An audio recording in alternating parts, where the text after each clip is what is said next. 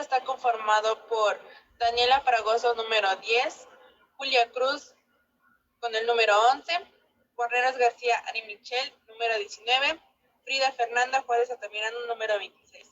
En esta ocasión les venimos a presentar teorías sobre el origen de la vida. Comenzamos. Es caldo primordial de Alexander Ivanovich Oparin. Se publicó en 1922 El origen de la vida, lo cual ubica el inicio de la Tierra hace unos 4.600 millones de años atrás y explica cómo las partículas condiciones de la atmósfera de entonces, con altas concentraciones de metano, vapor de agua, amoníaco e hidrógeno gaseoso, terminó por generar una reacción química. A medida que la Tierra comenzó a enfriarse, se fueron formando mares primitivos o caldos primordiales con gran cantidad de compuestos disueltos en ellos. Poco a poco estas moléculas inorgánicas se habrían asociado a grupo entre sí a través de reacciones químicas, creando otros mayores cuerpos, vez más complejos, coacervados, que fueron determinantes en la evolución de los primeros compuestos orgánicos o células vivas. Es la teoría de Miller y su experimento.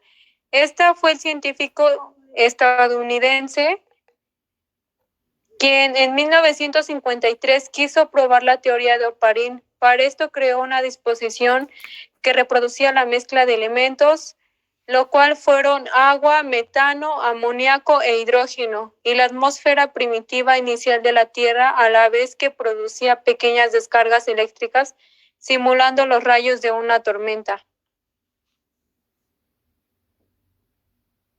Las primeras moléculas precursoras de la vida podrían haberse producido en las interfaces entre líquido y gas de las burbujas atrapadas en el agua de las rocas volcánicas de la primitiva corteza terrestre. Muchos procesos físico-químicos tuvieron que darse hasta que nació la vida. En otras palabras, la era de la evolución biológica debió llegar tras una evolución química prebiótica, durante la cual se asamblaron y seleccionaron las primeras moléculas capaces de replicarse. La panspermia, y esta línea desarrollada por el biólogo alemán Hermann Rich en 1865 supone que la vida en la Tierra tiene origen en el cosmos, o específicamente en microorganismos especiales que llegaron a nuestro planeta a través de rocas, cometas, meteoritos o restos de material cósmico que impactaron en ella. Estos gérmenes, material cósmico que impactaron en ellas, habrían aportado el material orgánico necesario para el comienzo de la vida. Y en 1908 el químico sueco recuperó esta teoría denominándola panspermia. La palabra en griego significa semillas por todas partes. Los microesferas de protenoides de Fox, y lo cual el paso siguiente lo dio el bioquímico norteamericano Sidney Fox. Según sus estudios, las primeras formas de vida no solo sucedieron en el mar, sino también en la Tierra a muy altas temperaturas cercanas a los 1000 grados centígrados. Una determinada mezcla de gases habrían sufrido transformaciones que culminaron en la síntesis de aminoácidos, que a su vez se unieron formando protenoides al sumergirse en el agua. Estos se reflejaron sobre sí mismos adoptando formas de microesferas que podían absorber sustancias como agua, glucosa, aminoácidos y continuar su desarrollo. El mundo del ARN,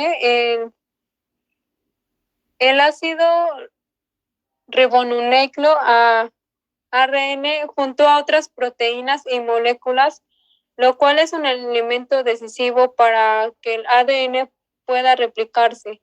Esta teoría sostiene que el ARN es la molécula que dio lugar al ADN, ya que su presencia en la cadena evolutiva es muy anterior, y al igual que el ADN tiene la capacidad de almacenar información y al mismo tiempo puede catalizar reacciones químicas como las proteínas.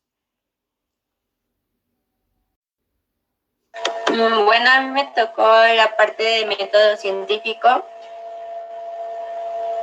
que empezaré con una pequeña descripción que el método científico envuelve la observación de fenómenos naturales y luego aparece la postulación de su hipótesis. También el método científico es un método de investigación usado principalmente en la producción de conocimientos en las ciencias.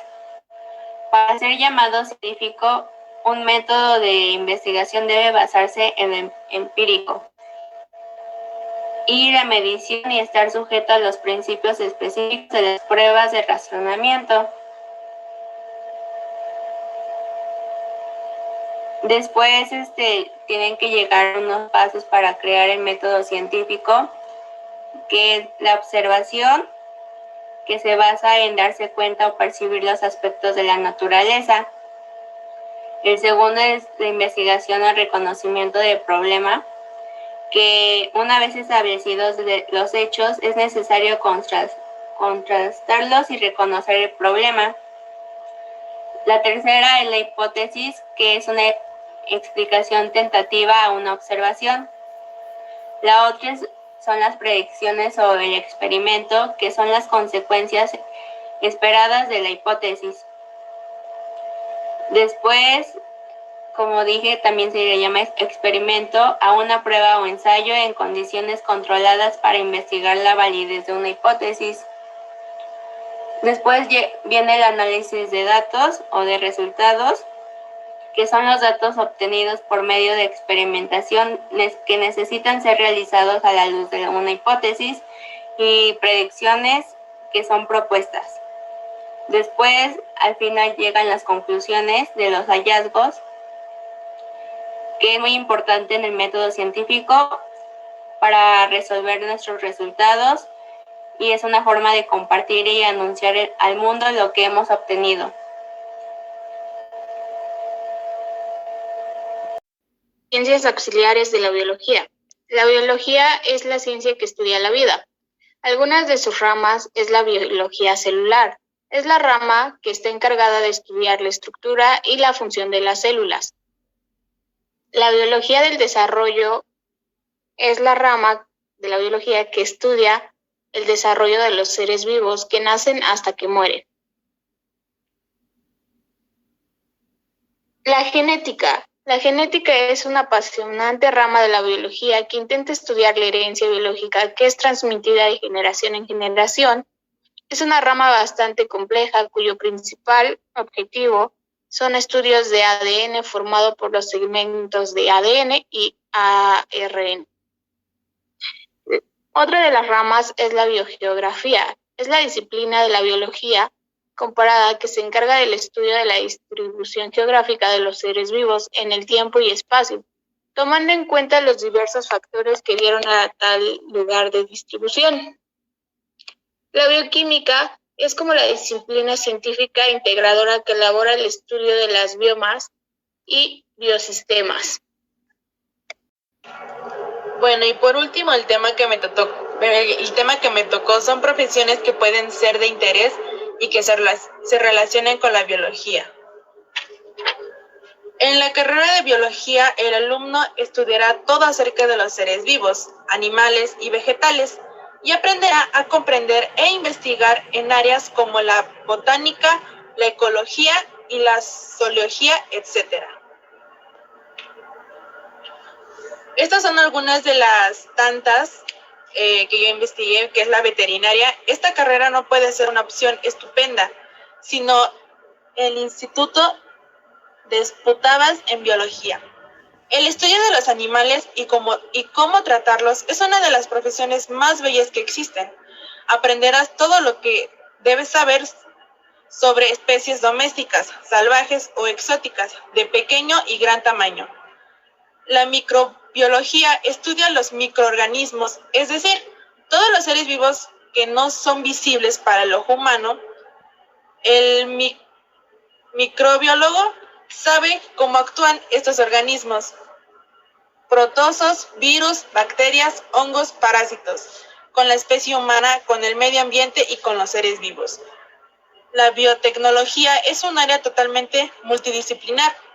Si te interesan los análisis y los laboratorios, puede que esto sea lo tuyo. La biotecnología está relacionada con el uso de microorganismos para la producción de alimentos, medicamentos, hormonas, enzimas industriales y reactivos. Todo después puede realizarse en análisis clínicos. Esta ingeniería de agronomía trata de sacarle el mayor provecho a los recursos naturales. La ingeniería agrónoma se basa en la búsqueda de soluciones sostenibles para el sector agropecuario. Esto fue todo de mi parte de mi equipo, espero y sacamos buenas calificaciones. Muchísimas gracias, hasta luego.